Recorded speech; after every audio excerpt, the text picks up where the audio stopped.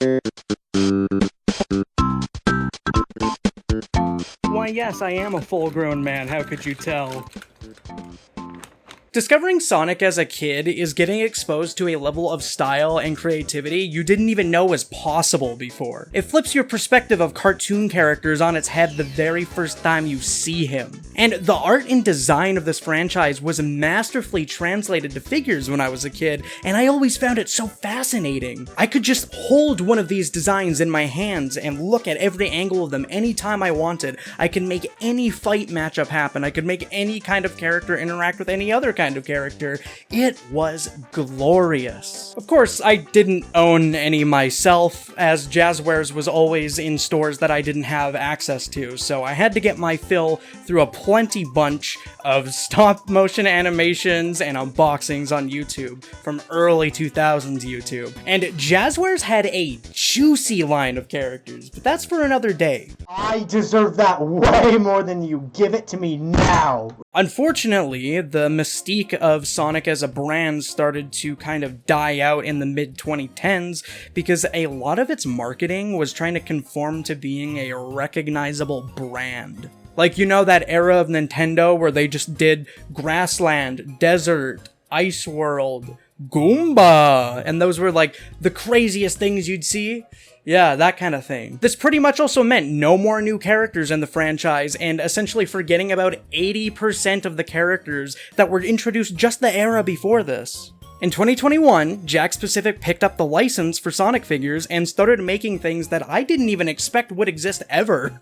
We got Mighty and Ray figures for the first time in history. Post-mid-2010, post-Lost World era, we were getting Mighty and Ray. These goobers meant a lot to me because of their time in Archie Sonic and Sonic Mania, so my attention was held immediately. Figure collecting has always been a big interest of mine. I always watched a bunch of unboxing videos when I was younger, and I did it even up until a few years ago too. I've always loved amiibo, stuff like that, but I personally only took the plunge a few years ago when Sonic Frontiers pulled me right back into the franchise. Today, I want to exhaustively cover my long but rewarding journey to collect every Jakks figure over the course of the last 3 years. Coincidentally, back around in 2021, I remember seeing Mecha Sonic on store shelves and thinking to myself, huh, that's a weirdly niche character. Who had enough knowledge of the franchise to actually produce him? Of all characters, I was expecting like Motobug. At this point, I was extremely used to gaming merch being reduced to just the main cast and nothing more than that. I didn't actually buy him that day because I just really wasn't into figure collecting, and I honestly wasn't even into Sonic that much back then. This was after Sonic Forces and before Sonic Movie 2 came out, so I didn't really have a lot of interest. And I completely did not realize just how valuable that figure was going to be in the future, because like, dude, that was a lesser known model of Metal Sonic created into an extremely detailed physical figure you could get at stores, released for the anniversary of the franchise. Like, the level of detail on this figure is staggering for $10. This franchise is supposed to be watered down from what it used to be post-2010. Why do we got this awesome Mecha Sonic figure here with all this detail? Why did they go so hard? I couldn't actually find one of these until it was reproduced several years later, and as of the time of recording, I actually only got it a month ago. It's like when Ash saw Ho-Oh in the first episode of Pokemon. Yeah, that's just like a little gaming reference. I mean, it's from the anime, but like, it's for gamers to like get, you know? It's symbolic of like the journey that I went on. Jakks Pacific came swinging out the gate with these character choices. They didn't care if it was new and relevant or anything like that. They were just trying to slowly but surely build a strong collection of characters. Sure, plenty of the waves that get released are just the immediate cast, Sonic, Tails, Knuckles, Amy, but there are a lot of unexpected picks every so often. I knew from the moment that they made Infinite 6 years after Sonic Forces Rise and Fall that they were doing something special that I wanted to be a part of. See, I actually like everything about Infinite aside from how he's utilized in his own game. I think he's cool as hell. But why are we randomly getting an Infinite figure in 2022? And he's a huge step up from the Tomy version that released when that game was actually relevant. It's like seeing the amount of accuracy and good paint jobs and detail in these figures' molds. It's just like Sonic was getting actual respect from Jakks Pacific instead of just being seen as some children's franchise. That being said, there were quite a lot of high-quality figures that were weird as hell to track down. We must have checked a dozen different Targets, but we couldn't find them anywhere except for a Kohl's. Wild enough, this brooding edgelord who's canonically killed thousands was in the same exact wave as Cream. Yeah, you know the nice little girl from the forgotten Game Boy Advance games? Yeah, she just has a figure on store shelves. Yeah, I know nowadays she has a role in Dream Team, but back then? No. Just randomly, hey, let's do Cream. And the figures look just as accurate as their actual models too, which is awesome. The first Jakks figure I actually acquired was a complete surprise to me. I didn't mean to get it. I got it as a birthday gift, actually. It was the 4-inch movie Sonic from Sonic 2. And even back then, I was so shocked, like, why is the fur detail so good, man? I thought people didn't care anymore. This was before I returned to my fascination with Sonic figures, and I cherished it all the same. Nowadays, we have the 5-inch Sonic 3 movie figures, which are definitely superior in every way, but back then, I wanted to get a 4-inch movie Knuckles to match my 4-inch Wachowski Jr. I got this one on eBay for a pretty reasonable price, and he fits perfectly next to the mainline 4-inch figures. It's always really fun comparing the different designs side by side, which is a large part of why I needed this one. The super figures are low-key just the best value super figures out of every Sonic thing Jakks has done, because the articulation, fur detail, and attention to color is phenomenal. They got Sonic and Shadow's colors so right compared to the mainline figures, where the Super Trio just looks like they got done advertising for McDonald's. Silver and Shadow have the exact same shade Super Sonic uses. I'll be honest though, I actually find this palette quite charming because it's an honest mistake most people would make when coloring Super Shadow and Super Silver. I like how ambitious it is to make a dark character yellow. Knuckles is easily my favorite of the base form movie figures. He's so thick and he towers over everyone, it's awesome. His eyes are so mean too. Speaking of figures, I found my #1 holy grail Jakks Pacific figure while looking for the movie figures. If you watched me before, you know I'm a die-hard fan of Sonic comics. I love Archie and IDW, and it shocked me to my core to see something translated from the page onto something that represents the greater franchise as a whole, something that just kids can randomly find on store shelves. Metal Virus Sonic.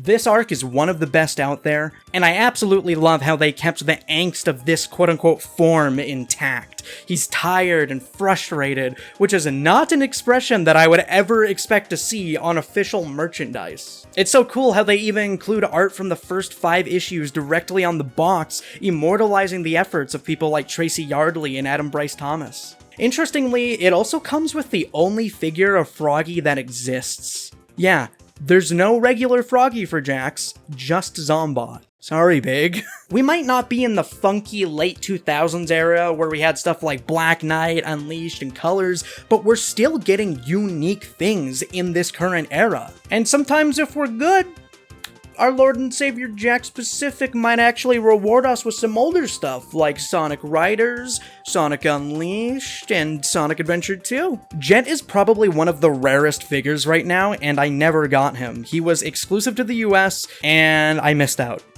But I was able to get a multi-pack with Soap Shoe Sonic and Werehog. It's really awesome they did this because I remember watching so many custom Jakks Pacific figure videos where they put the soap shoes on him, and I remember scrolling eBay for hours, desperately trying to find a decently priced Werehog from the Jazzwares line, but it was futile.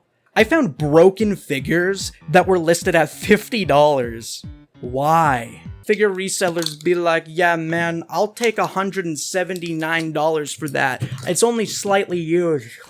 And thank God I also heavily prefer Jack's depiction of the Werehog. This version of him has better colors and probably the most complex articulation of any 4-inch figure out there. His cleats feel really nice to run your finger on, and this is stupidly high quality for the price. This is only like 10 USD. I really recommend trying to hunt one of these for your collection. And like the old Jazzwares one is just like way too big and doesn't scale with any of the other figures. It's weird. He honestly doesn't even look that much like the actual Werehog model, which is why I really like Jakks stuff. The soap shoes are really cool because there is not a shortage of spare Sonics out there. If you're gonna resell him to us, Jakks, you might as well make it interesting. Seriously, keep doing variants like the soap shoes and Metal Virus Sonic. Like, this would solve the #1 biggest issue people have with this figure line. You could do so much for it. You could do a Rider's Alt, you know? There's no shortage of skins in games like Sonic Rumble and Sonic Forces Speed Battle. Another fascinating decision from Jakks is that they're able to make figures that Jazzwares wasn't able to. Sure, we may not have things like an official Doom Eye or an Iblis Biter, but we got stuff like Metal Sonic 3.0 and Mephiles. These were both characters that were semi-relevant when Jazzwares had the license, but they never got anything from Jazzwares, which feels like a huge waste of the potential for the edgy 2000s kids. I'll tell you, there are few moments that I felt as peaceful as being able to walk into my local mall on a weekend and casually grab Metal Sonic 3.0 off a store shelf. It was a sunny day, I was gonna go on a trip later that afternoon, so I made a quick stop to grab my boy. The fact that I could see him there in a physical store as if he was relevant to a modern game made me feel nostalgic as hell. I'll be honest, I never played Sonic Rivals, but this still touched a piece of my soul. Now imagine me telling that story in a social setting. Not as cool now, is it? It's surprising too, because Jakks isn't just nostalgia bait. They also have figures for the Heavy King and the Heavy Gunner. These are from a 7-year-old game, it's not even that old. What an awkward time to make merch for these guys, but hey, I'm not really complaining. There's something kind of whimsical to me about seeing these characters remade in a 3D model. They come from a sprite-based game. It gives me hope that they could return in a future game and interact with maybe some of the more modern cast, similar to how Fang returned with his shiny 3D model.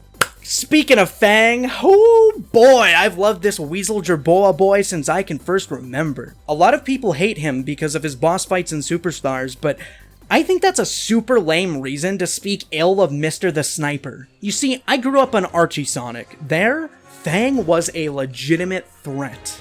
Part of why I like someone like Infinite is the idea that an actual Mobian animal character could do selfish and evil things, not just humans like Eggman. They don't give a damn about Eggman ravaging their planet, they have the same capacity for evil that he does. That's a really cool way to expand the world of Sonic, in my opinion. That being said, I was more than flattered that one of my best friends was able to secure me a 2-inch figure at Sonic Expo. I had no luck spotting him locally. I could only smell traces of him, as evident by the flicky figures I would find, but he was long gone. This is probably a good time to also talk about the classic figures. I think 4-inch figures are the perfect size for modern Sonic collectibles. They fit in my hand well, they don't take up much space, and there's enough room for them to have good detail. But when it comes to the classic figures, I typically prefer their 2.5-inch designs. And why is that? Well, it looks really weird pairing 4-inch classic tails next to 4-inch modern tails. They're way too huge.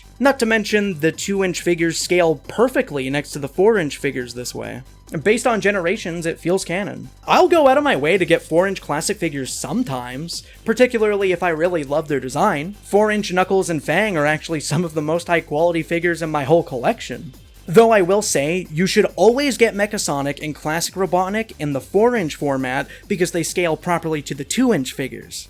They even look menacing next to each other. So, I've highlighted some reasons why I think Jakks is brilliant, but there is one huge issue with it.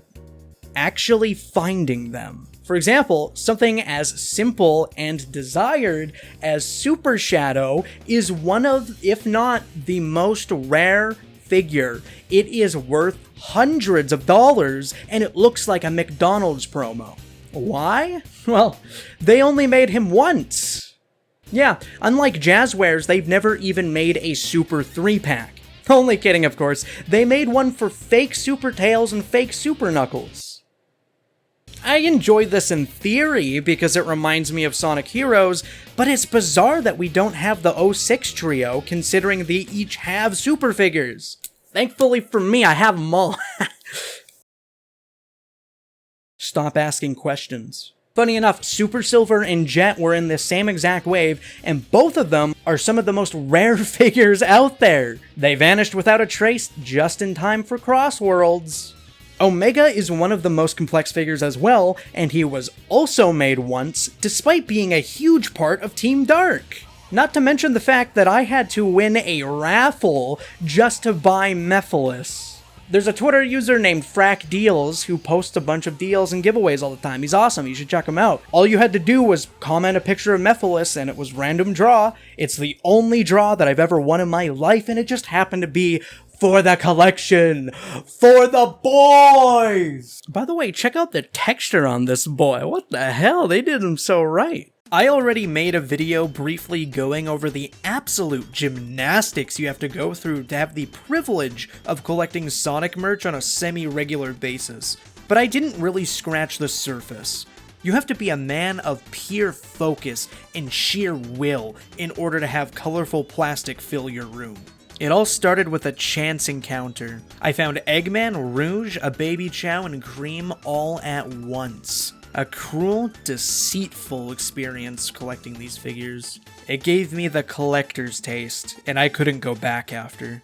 Let's break it down. Jakks Pacific figures come in waves. Each wave has 4 characters, usually making sure to include a Sonic for anyone who's just getting into it. There are usually 1 to 2 new characters per wave, and they are always the most sought after. There's a huge problem with this, however. I've talked to numerous employees of GameStop, Walmart, and everything in between, and they all tell me the same thing. We've got a fixed assortment, sir. You can't come into the back, sir.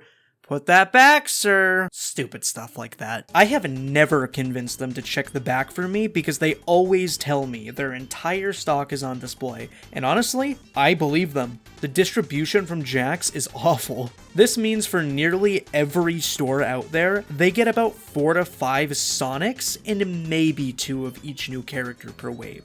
That's hardly enough for everyone to share. To make matters infinitely worse, several regions straight up don't receive certain waves at all, or get them so late compared to America that it's a nightmare to keep track of when they actually get new stock. In just the past year, I've gone from getting immensely lucky finds for figures that haven't even been reproduced in years, to everything getting vacuumed off the shelf before I can even wake up. For reference, one of my favorite characters is Blaze. I grew up playing Sonic Rush. Blaze only had 1 figure before this, a whole 15 years ago. To make matters worse, this figure was only available in an exclusive Archie comic pack, making her decently rare and quite expensive to find secondhand.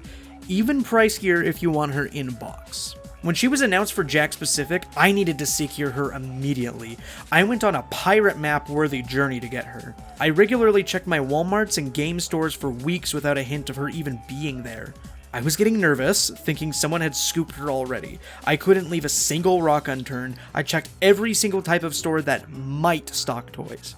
I'm talking drugstores, old grocery stores that haven't been visited in years, bath and body shops, you name it. While searching as hard as I could, I found crazy hits like Vector, who hadn't been reproduced in nearly 2 years at this point. He was just sitting there on a dusty old shelf. It was especially cool to see him, because a lot of the reproduced waves tend to only have Sonic or Knuckles or some other variant of a common character on the shelves. I found Tails 9, which is surprisingly rare. I've only seen this guy twice, and the first time I saw it, I watched somebody pick him up and buy him. It was just out of arm's reach, but I got lucky a second time. I found Rusty Rose, who's my second favorite Prime design, and I have never seen her again. I found Shadow, which wasn't reproduced for 7 months at this time. Only after finding all of those did I ever actually get Blaze at a hardware store. A hardware store. It's probably always been this competitive to get new figures, but it really doesn't help that Sega decided to randomly lock in and make people care about Sonic again. Now, if only they would just adjust their distribution so that every wave didn't feel so scarce. But I guess that's not convenient for business, now is it? This past year, I've done everything in my power to build a Jakks Sonic collection from complete scratch. I've been to countless stores, bothered countless employees, checked behind every nook and cranny, I bumped into other fans before they scooped up the goods, and I've even traveled to America just to get them from the source itself. Day 1. I boarded my plane and grinded some Sonic Superstars, which was relatively new at the time of recording. Of course, I started the Schnuckles campaign like any other sane person, and I enjoyed some orange juice 40,000 feet in the air. This was also before the Switch port of Pizza Tower, so I decided to practice some speedrunning in a place I never thought possible. I arrived at my destination, and I began scouting the area to see all possible stores I could raid from an eagle's view. After wandering the streets, a strange woman picked me up, handed me a penguin, and forced me to try American cuisine. It's all fine and dandy to visit stores across the country, but where are you more likely to find merchandise than a convention? Toad. I decided to play some more Superstars to mentally prepare me for the 3-day recon mission ahead of me. I'm not much of a con goer, but it was crazy to see these gigantic Pokemon booths while I was tearing apart the place for just a crumb of Sonic Maurice Hedgehog. This here is the part where I spent $100 on Xenoblades. Oh, Monado! And then I couldn't take any one of them on the plane because it was a giant weapon. It didn't take long before our first Sonic find, though. I found a print shop that actually had Tracy Yardley artwork. There were prints of the 900th Adventure, Endless Summer, the issue 1 variants, and an original piece of Amy on a motorcycle. A very lucky find, since I have a deep affection for the comic series and I grew up looking at Tracy's artwork. I decided to get the Amy print since I hadn't seen it before and it felt the most unique out of all of them. The coolest part of this shop was actually meeting a celebrity. I got to witness Cloud Strife enjoying a bong water cocktail. Bro did not give a shit about his booth, he was grinding CS. I found him. This is the part where I let the heat of the moment get to me and I paid 4 times the price for Japanese DS games because I like variant covers. At the very least, I added another Wario to the ever-growing army. Prices aside, there was no greater joy than being surrounded by good games. It's just novel to see them in such good condition and healthy supply. And here's the singular booth I found myself returning to again and again. I love the Wii so much, so I had to splurge on these. They had nearly every game I wanted for my lineup, and the prices were pretty okay too. Except for Poke Park. Since when is Poke Park so expensive? Boo! Sorry, that's just me scaring people with RPGs. Yo! Knuckles! I feel like I kept seeing Sephiroth appear in the corner of my vision, but ironically that wasn't the appearance that shocked me the most. Peppino! Hold on. Yeah. Oh, I love you so much, man. You nailed the Thank you so much, dude. Hey, yo! My man! The Alcohol Kingdom. There were all kinds of great folk at this convention. It was really fun. Yes. Ow, fuck! The Xenoblade. Jesus. Yeah. She thinks she wrecks Xenoblade. Ow. Day 2. We figured the only way we could sniff out more Sonic is if we bait him with a faker. First Eraser Jin, your Jordans are completely fake. After dusting off the schematics, we constructed the finest air shoes possible and we just waited for our prey to reveal themselves.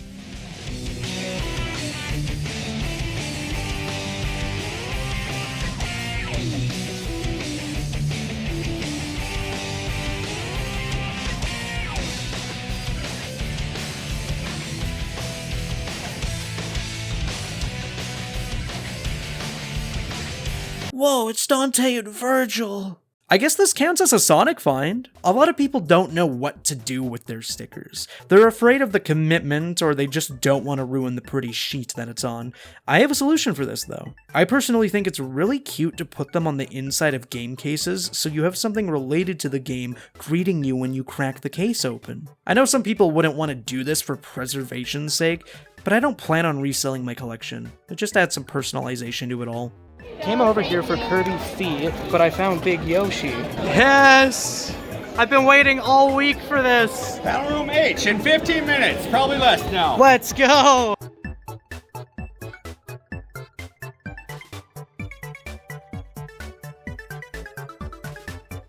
God, I love early renders of Lugia. Holographic cartridges are just so cool. And I ended up getting some Wii U necessities for my collection too. I had most of these digitally, but I wanted something for the shelf. It was really cool seeing Amiibo again. I hadn't seen an IRL cluster of these in like 10 years. They even had Shovel Knight ones with the shovel missing. Hey Robert, big fan of your work in Mario Kart DS.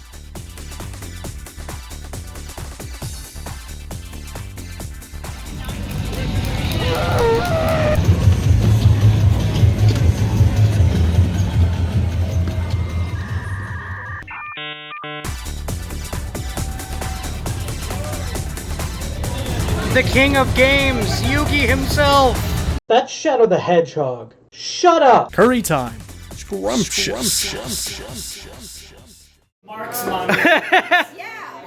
I love milk! Day 3. I can't believe Gordon did it. He got women back in the kitchen. I'm launching a campaign to get women back in the kitchen. This was the final day of the convention. Thankfully for us, we parked 30 seconds away from our room. I don't know how I would be able to haul my stuff otherwise. At this point, I had gotten way more than I expected. As for the Sonic side of things, it's been very moderate. Thankfully, the final day was the flea market. What's wrong? You barely touched your Naruto cheesecake. Your Akatsuki-based cheesecake. Paper Bowser, my beloved. Goodbye, Pepipus. Can someone tell me why I had a primal need for these $200 Figmas? They had one for each of the first 2 Splatoon games. It was kind of neat. Found this really interesting booth that basically had every single movie and TV adaptation of a video game you can imagine. Street Fighter, Resident Evil, Mario, Sonic, The World Ends With You, Star Ocean, Silent Hill, Halo, Castlevania, you name it. There was a really good book selection too, including this encyclopedia and a lot of art books. Another Wario for my army. Kinda love how they never reprinted Xenoblade 2. Like I said, I have a really soft spot for the Wii. It's been literally 15 years since I last saw a packaged controller. I had to get it. Like I said earlier, boxed SNES and 64 games were in perfect condition here. It's just so fun to look at them. I mean, it's Rayman Brain Games. Am I gonna say no to Rayman Brain Games? Oh, sick, bro. As I mentioned, I love variant artwork. I had to get some Japanese cartridges, because why not? The artwork is better, like the Japanese Mario Kart is better than the American. It looks really cool. Bitch located. He's so big. He's a little man. I love it.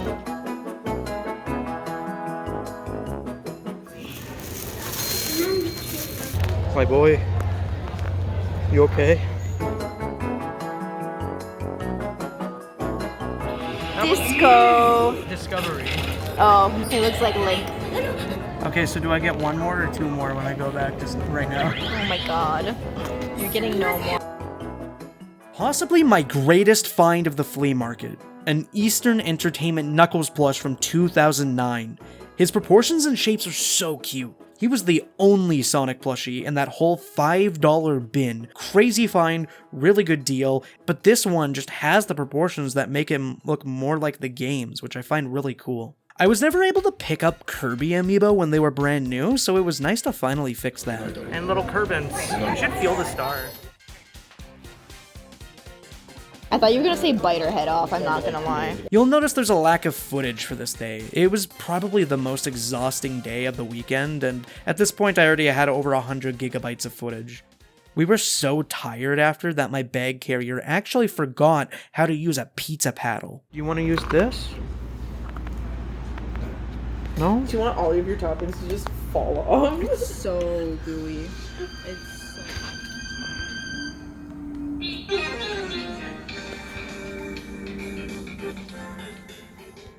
Day 4.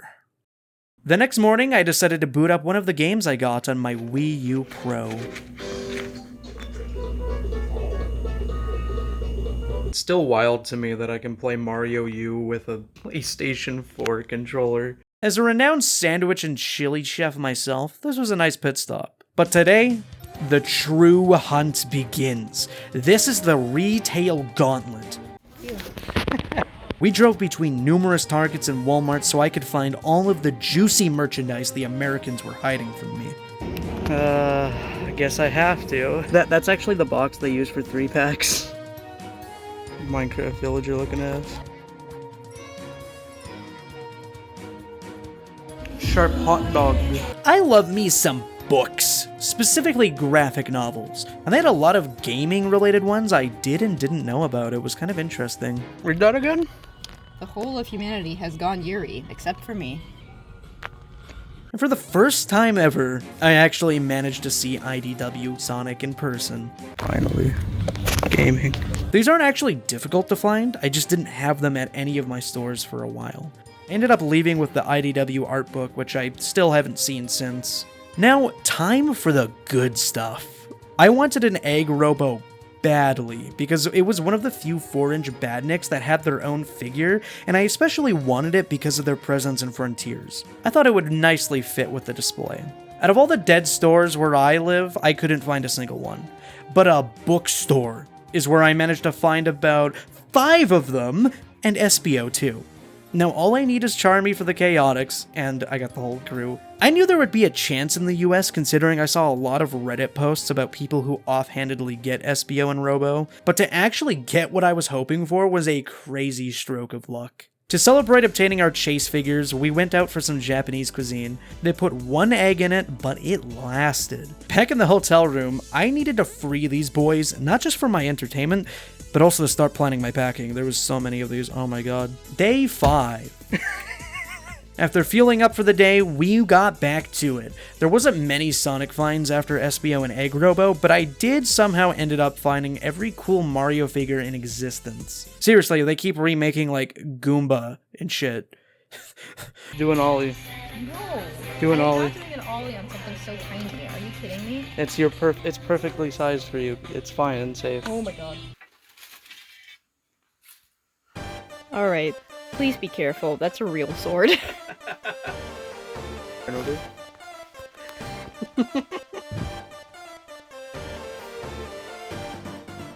This is the Sonic Tower. At this point in time, it had been accruing in my storage system for nearly a year. I got my foot soldier to locate every figure I could not get in my own country. It's actually such a ridiculous amount of stuff that it's cracking me up right now. Never had such a wealth of mighty merch before.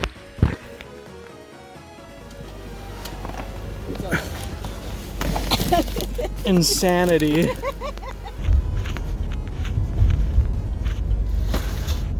No, not the Jakks Pacific Sonic. Where will I get another one? This is the part where I started working for it. Okay. I packed my regular amount of merchandise all the way onto an elevator, and thankfully nobody saw me. As if I didn't have enough shit. This is the part where I finally got to dig into a year's worth of merchandise I had been thinking about leading up to this trip. You know what my favorite Meta Knight quote is? Know my power. No, it's when he goes, "Come." You see, this was a recon mission, but it was also a rescue mission the entire time. I had you fooled, didn't I? Time for round 2 of a bunch of garbage laying around. What? He's got his Steam Deck. I love that he just fills the entire box like the Egg Robo. Come on. The fact that they actually kept him extremely on model and actually got away with making him this big is super appreciated. He doesn't feel hollow, but he's fun to hold. I don't know. Oh mighty, you had my eyes since day 1, and by sheer coincidence, I was also wearing a mighty shirt at the same time. How fitting. I just think chili dogs are neat, okay? If you're gonna get a Super Sonic, you should probably get it from the 3-pack because he looks shiny and sparkly all around like you would expect from Super Sonic. Wee woo Sonic Adventure jump scare. Look how big that is in comparison to just a regular emerald. Love that. Big ass, translucent, not really a quill, but kind of a quill because it's a Sonic character head. I love him. I love his little prongy hands.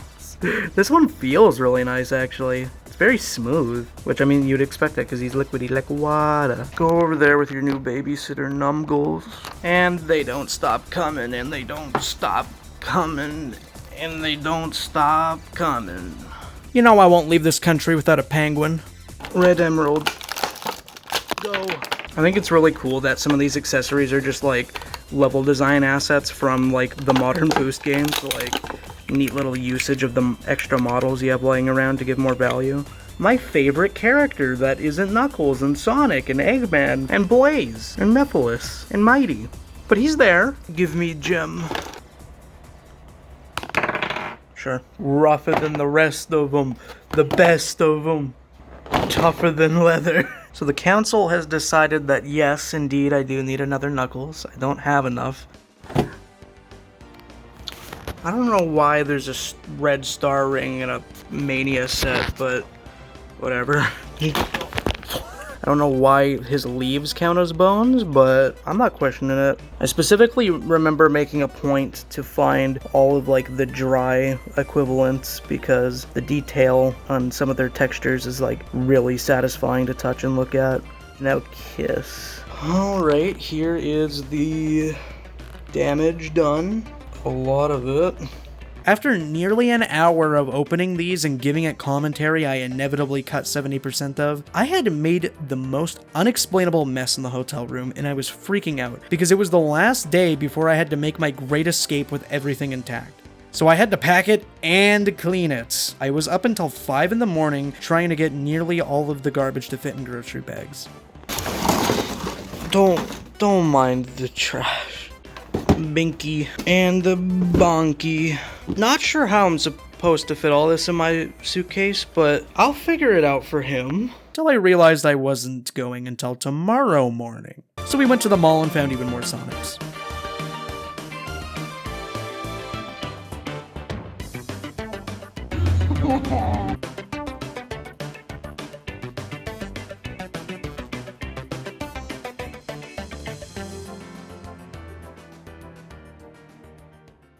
Unexpectedly, I found a love for chibi Sonic merch on this trip. I don't know why, but I've always loved the emoji plushies, and I think that these keychain collectibles are some of my favorite Sonic merch. I was an absolute crack addict going back for these. I probably spent a good hour with my bodyguard just simply feeling the shapes of the packages. Rouge.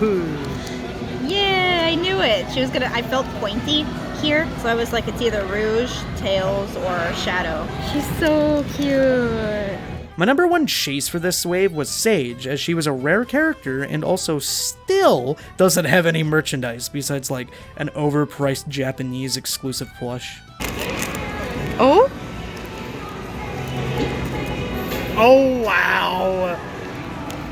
You got her. Wow. I told you. When you said round, I thought it was either going to be her, the Coco, or Knuckles. My favorite characters from Sonic Frontiers. The grind continued, and eventually we got all of our other most wanted characters. My water girl found Knuckles, and I found Shadow in the packages, so we did a fair trade.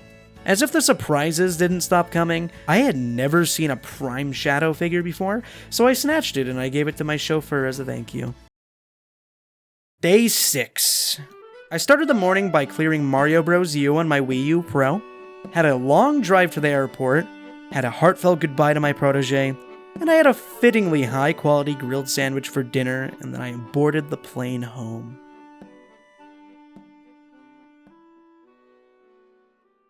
When I arrived home, I was exhausted when filling the form, and they thought that my entire bag of Sonic the Hedgehog toys for children were commercial goods, and they almost took me to a side room where a police officer was going to inspect it, but I saw Goodman smooth-talk my way out of it, and then I got a pint of beer to decompress. And that's the story of how I amassed my proudest collection.